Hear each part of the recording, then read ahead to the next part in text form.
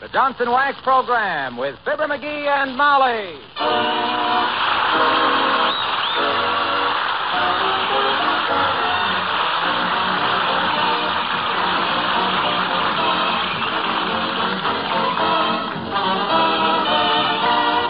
The makers of Johnson's Wax products for home and industry present Fibber McGee and Molly with Bill Thompson, Gail Gordon, Arthur Q. Bryan, and me, Harlow Wilcox. The script is by Don Quinn and Phil Leslie. The music by the Kingsmen and Billy Mills Orchestra.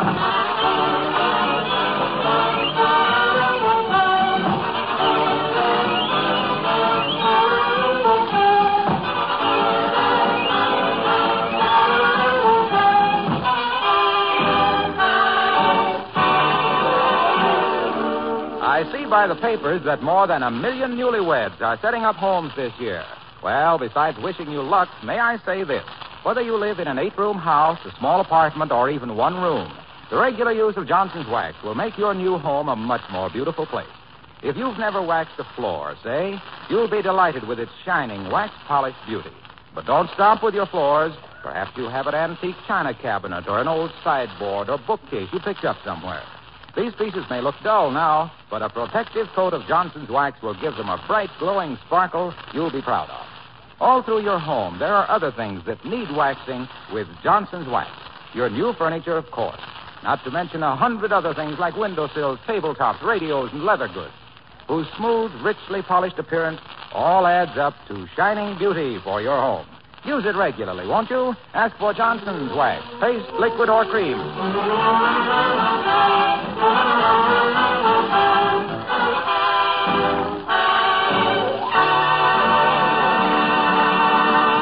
When a woman sees her so-called better half coming dashing up the front walk, hatless and wild-eyed, a newspaper in his hand, she can be safe in assuming that something has popped or is about to.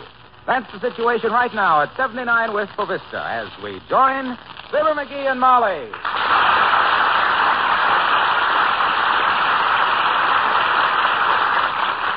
Heavenly days. Look at the lad run. He hasn't moved that fast since he got his muffler caught in the taxicab door.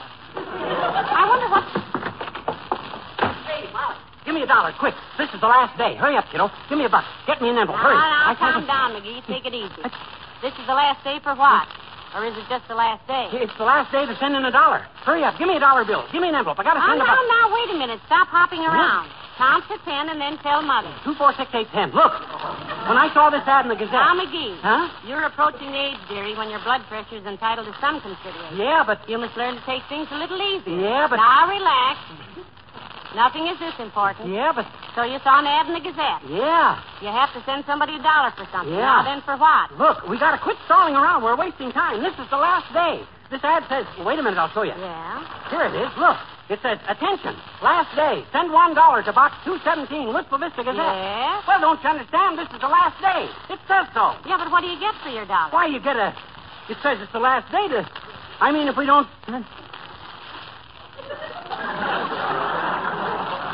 Hey, that's funny. It don't say what it's for. Sweetheart, I never thought I'd have to explain the facts of life to you after all these years. Why, that's a racket. What? It is? Certainly. Didn't you read where they arrested a man for that? No. He just puts his ad in and waits for the gullible to send in their money. Well, what do you know? That's pretty clever, ain't it? Yes. Wish I'd have thought of that. That's my trouble. I'm always on the wrong end of a promotion. Yeah, and I'm glad of it. As it is, the shadiest thing you've ever been in was a picnic grove.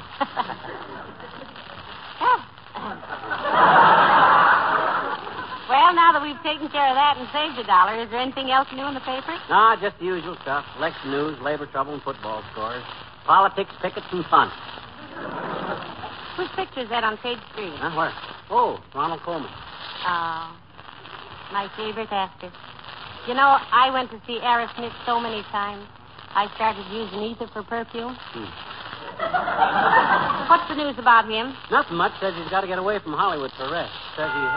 Come in. Mr. McGee here. I'm Mr. McGee, Bud. State your business briefly. I'm a busy man. Telegram. I'll take it. Thank you. Sign here. Okay. There you are.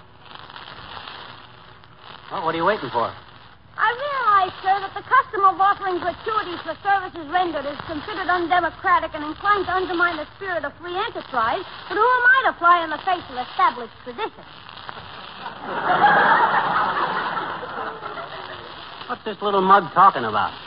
A tip, dearie. Huh? Oh, yeah. Oh, I get it. Well, here you are, Bud. Here's a dime. A dime? Gee, won't Mother be pleased? Now I can get her that string of polo ponies. 10 cents sure looks big to kids his age, don't it? He thinks he can buy horses with it. I remember when I was a lad, Where's Olive. the telegram from, dearie? Open it up. Oh, I can't open it. It ain't addressed to me. It just says, oh, my gosh. This isn't a coincidence.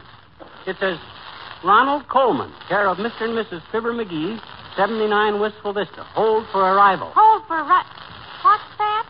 Ronald Colman coming here? Looks like it. But why? He doesn't even know us, dearie. He knows me. I got his autograph once at the Union Station. I told him if you ever wanted to get away for a good rest, to drop in for a week or so. I say, this is jolly good of him, old girl, what? Be rousing sport, won't it, showing the old chap about the village? You've been playing too much pool, dearie. Some of the English has come off on you. But what I don't understand, McGee, is just why. Blimey, that must be the blighter now. Put on a pot of tea, old thing, and have the charwoman tidy up the digs. I'll believe this when I see it. Come in. You can hurry back from Amstead East now, my lordship. It's Dr. Gamble. Really? The physician chap? Good day, old boy. Glad you could pip in, Pop-Pop. Glad you could pop in, pip-pip. What goes on here? You've been giving him English muffins for breakfast, Molly? Or did the dentist sell him a London bridge? No, he's expecting a visit from Ronald Colman, Doctor. Apparently this Bond Street brogue is his idea of hospitality. I say, old kumquat, have a chair. We'll have a spot of pico and a jolly old vino, what? Isn't this nauseating? My dear, when you pick a fellow with a British accent, you really pick a dilly.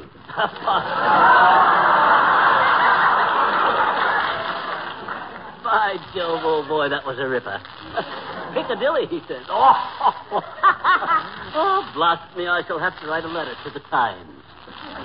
Dearie, you have no idea how awful you sound. Why can't you just be your old corny self? In the first place, bag Britch, you have about as much chance of a visit from Mr. Coleman as I have from the stork. What am I saying? I meet the stork every day. And if you'll mind your manners, Gargle, you can meet Ronald Colman in person right here, right today. A wire came here for him a while ago. Strangely enough, it really did, Doctor. Yes. Addressed to him, care of us.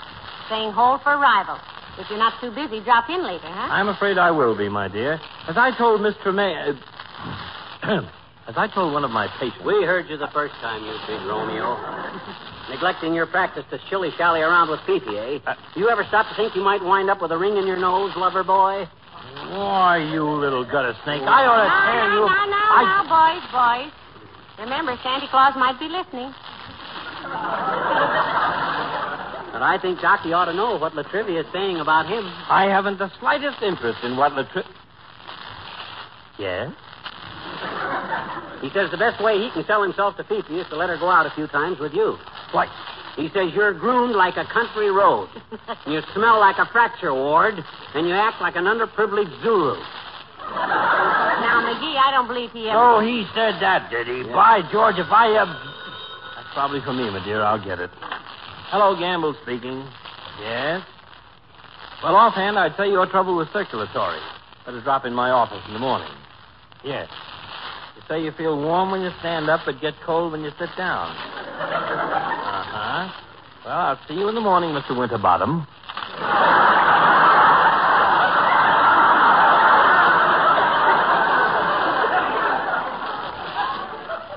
I say, old rutabaga, must you toddle off? Rather.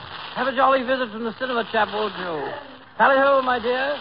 And I'll see you next Noel, coward.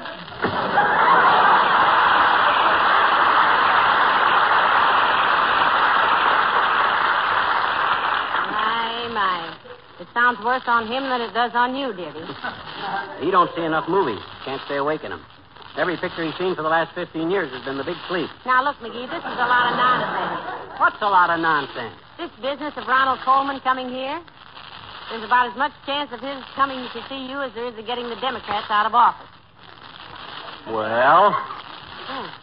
That wasn't a very good metaphor, was it?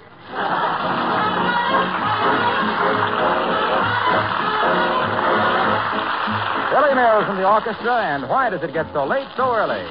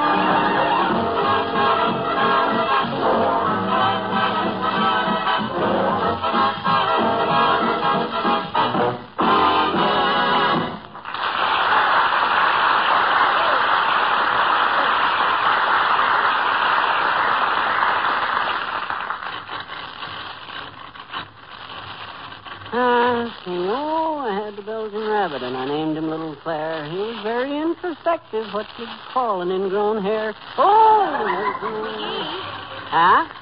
what are you doing with my meat grinder? Grinding up some old cigars to make pipe tobacco for when Ronnie Colman... You like pipe tobacco. I got enough now to take care of him for quite a while. If it's your own cigars you ground up, it'll take care of him permanently. And by the way... Yes? Are you going to call Mr. Colman Ronnie? Isn't that a little presumptuous? Look, kiddo, for the dough I've shoved through box office windows to see that guy fly to Shangri-La, I can call him Ignat. You see? Hey, maybe that's him. Hand me that copy of Dickens' Christmas Carol. Thanks. Here, you take this. It's Punch. Thanks, but I'm not thirsty. It ain't a drink. It's a magazine. It's English. Oh. We want Ronnie to know we know that... Come in.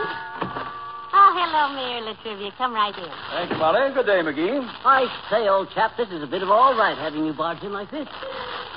I beg your pardon. Says he's glad to see you, Mr. Mayor. Yes, do have a chair, old pumpkin.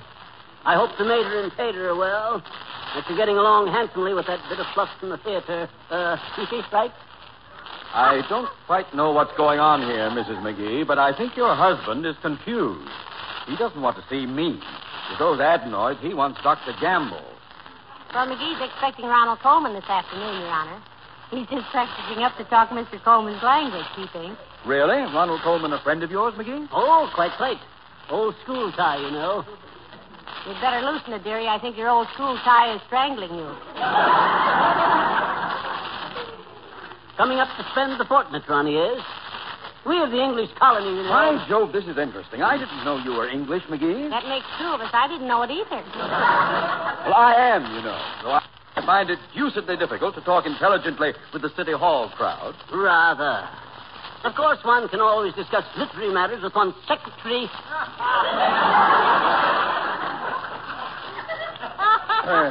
My secretary is absent today, old boy. Her boyfriend's runabout ran out of petrol last night. My goodness. You two sound just like Reginald Gardner and Arthur Treacher. We do? As done by Abbott and Costello. I say, that's most amusing. But how about scrounging up a bit of refreshment, old gal? Give the Lord Mayor a spot of oolong and a lumpet. The word is trumpet, dearie. It is? I thought crumpet is what you do to your partner's egg. That's trumpet, McGee. Go on. A trumpet is a bugle with knobs on it. Why should I ask my wife to give you some tea and a bugle? That's ridiculous. Yes, I quite agree. Let's drop the whole thing, McGee. Okay. How's tricks down at the city hall, Latriv? You stealing much? What? Time from your work to see Fifi, I mean. I figured you'd be with her a lot after what Doc Gamble said. You know what he said? Oh, now, McGee, don't start. I'm not the least bit interested in what Dr. Gamble says about Miss Tremaine and myself. Of course not. What did he say? Doc says the best way he can sell himself to Fifi is to let you go out with her a few times. He says you're about as well-groomed as an alley cat. You got an air about you like a livery stable, and you act like an underprivileged buffalo. Oh, he said that, did he? By Jove, McGee, were there any monkeys in your family tree? Not that I know of, Latriv. Why? Then why do people like you always carry tails? Good day.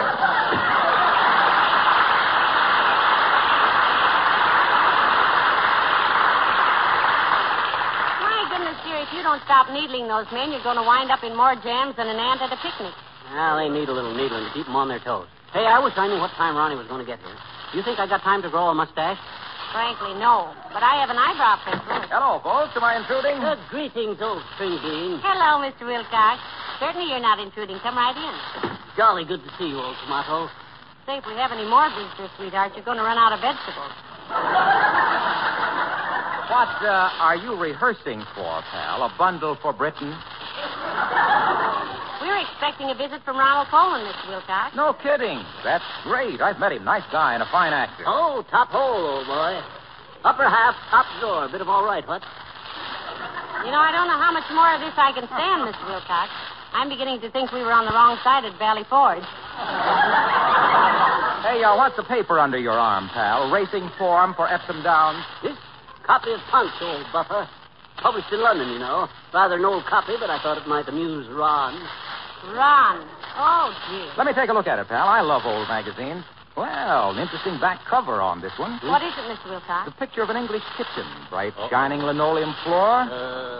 It says, Bensonby, Ponsonby, Tattersall, and Wheedle take great pride in recommending to their valued trade the regular use of Johnson's self-polishing glow coat for the preservation of their linoleum. Not what I'd call flashy, kid, but It says, Bensonby, Ponsonby, Tattersall, and Wheedle respectfully submit that Johnson's glow coat does a most meritorious service in protecting one's linoleum against scratches, abrasions, dampness, dirt, spills, pottage. Heavenly days, Mr. Wilcox. Oh, he's making that. In addition, Glow Coat has the very excellent capability of drying completely in 20 minutes or less, thus imparting, without necessity of rubbing or buffing, a bright, gleaming finish, optically quite pleasing. Signed, Bensonby, Ponsonby, Tattersall, and Wheedle Limited, polished purveyors by appointment to His Majesty, Richard the Lionhearted. My goodness, old firm, isn't it? Yeah. Well, hey, look, pal, if you do see Ronnie, remember me to him. Where'd you meet him, Mr. Wilcox? Oh, we were going around with the same girl. My gosh, Waxy. Really? Yes. Sure, his wife, Benita. Ooh. We were in a revolving door at the Waldorf. See you later, Sid.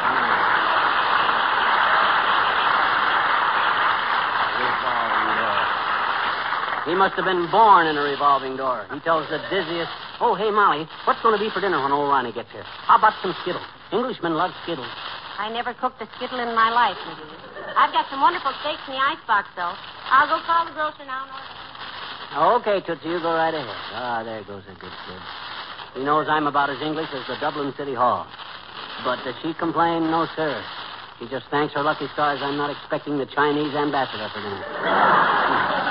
I can't do Chinese. Come in. Hi, mister. Oh, it's you, Teeny. No, it isn't, I bet you. It isn't, eh? Yes. I says it isn't, eh? Isn't what? That's right, it isn't you. I know it. My daddy says I haven't been myself all week.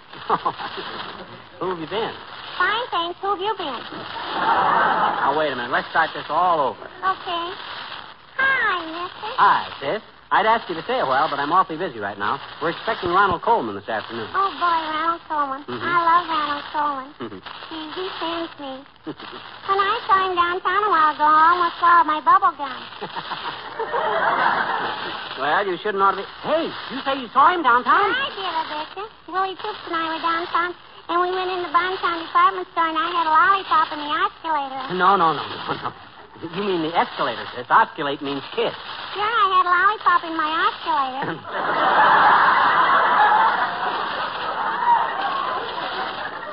And I was riding on the escalator, and all at once there he was, and he spoke to me. Ronald Colman? No, the floor walker. Oh.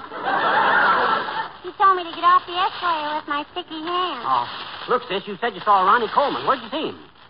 You know, my memory's pretty bad, mister. Hmm? Sometimes it takes a quarter to help me. Oh, okay. Here's a quarter. Oh, boy, thanks, mister. Now I can see him again. Huh? He's down at the Bijou in Lost Horizon. Ooh. So long, mister. I still think that kid's a midget.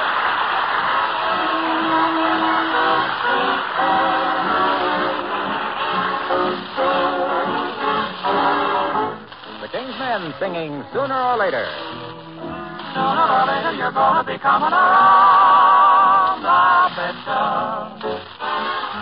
I'll betcha that I get you. You wait and see.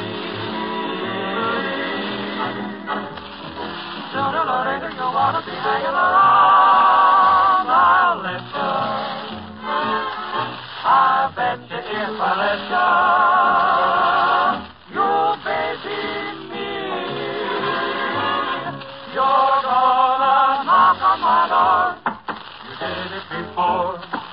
Matter of fact, I don't know exactly when, but sooner or later you're gonna be coming around and want my loving again. Sooner or later you're gonna be coming around. I bet you do, and then I'll get you. I bet you that I get you. Just wait and see. I know you'll be hanging around. I'll let you, I bet you I do. And when I let you, I bet you that you will baby me. You're gonna knock on my door. I don't know just when. You did it before. You'll do it again. Matter of fact, I expected you exactly then. Oh, sooner or later I knew you'd be coming around and want my loving again. Sooner or later I know you'll be coming around to get my loving again.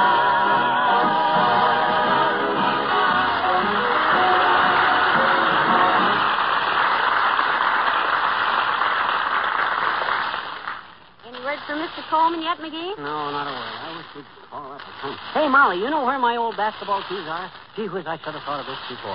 Your basketball shoes? Yeah, I can cut the tops off my basketball shoes and make a swell pair of spats. Englishman always wears spats. He'll like that. No, I got to... McGee, no. Huh? You start wearing spats, we'll start having it. And they'll rock the neighborhood. Okay. I just wonder... Who is it, Molly? Who is it? If that's Ronnie, I want to be... Relax, dearie, relax. It's only Officer O'Shea. Uh-oh. Come in. Hello, officer. Do come in. The top of the morning to you, boss. Hi, O'Shea. We'd ask you to sit down, but we're expecting company. Important company. The famous movie star, Mr. Ronald Colman, is coming to visit us, officer, we think. Ronald Colman. You wouldn't be meaning Ronald Reagan now. Him with the devilish glittery eye that has the Carleen standing in line at the door. No. Not Ronald Reagan. Oh, no? Well, what's the matter with a fine Irish lad like Ronald Reagan? Well, nothing, officer, nothing at all. We think he's wonderful. Sure we do. He just don't happen to be coming to see me, that's all. And an intelligent move it is, too. Ronald Colman is on his way over here. One of the greatest actors in the business.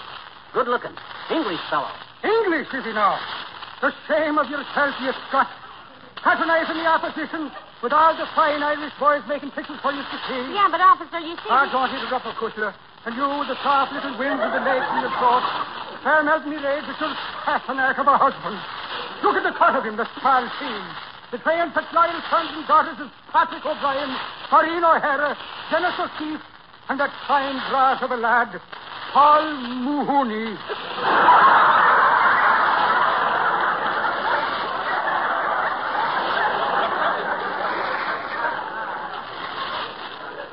Get the shamrocks out of your teeth and quit faking names, you big blarney bait.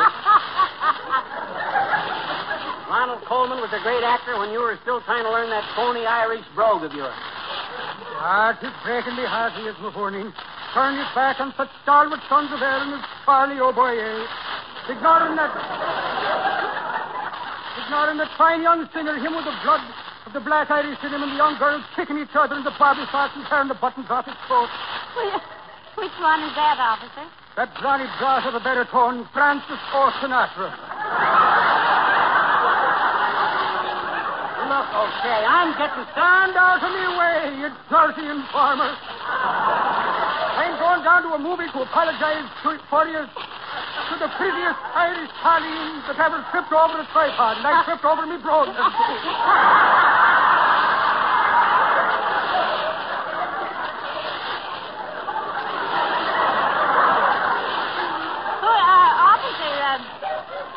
Who are you going down to see? That little fair one. Her with the gold of a Tullamore sunset in her hair and the blue of the lake to Killarney in her eyes. That pretty little Colleen, Ingrid O'Bergman. Ingrid O'Bergman? The same. Give me regards to your Ronald Patrick O'Colman, McCushla, and may your cows never go dry.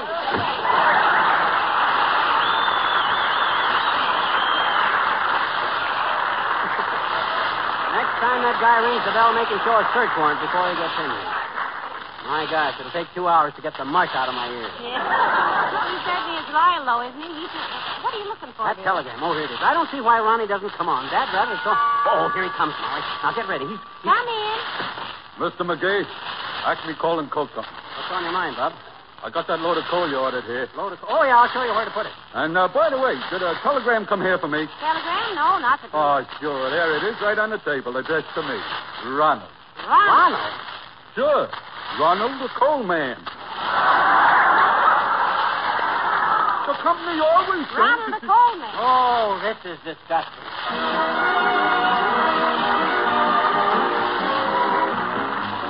While you were doing the dishes tonight, did you happen to notice your kitchen linoleum is beginning to look a little faded and dull? You know, there's a very simple remedy for that trouble. Johnson's Self-Polishing Glow Coat. Glow Coat requires no rubbing or buffing and very little work on your part. Yet this fine floor polish quickly gives faded linoleum surprising new life and sparkle. You apply it, let it dry, and right away, Glow Coat restores almost all of your floor's original beauty. Brings out the pattern, makes the colors sharp and fresh, and gives the surface a clean, shining wax polish.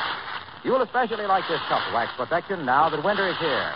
Muddy footsteps and dirt and moisture wipe up with a damp cloth in no time at all. So your linoleum and other floors always look clean and nicely polished.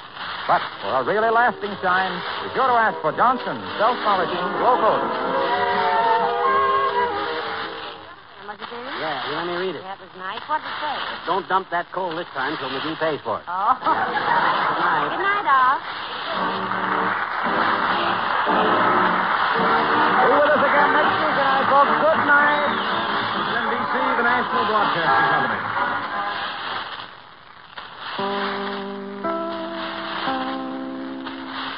This is Chicago, WMAQ.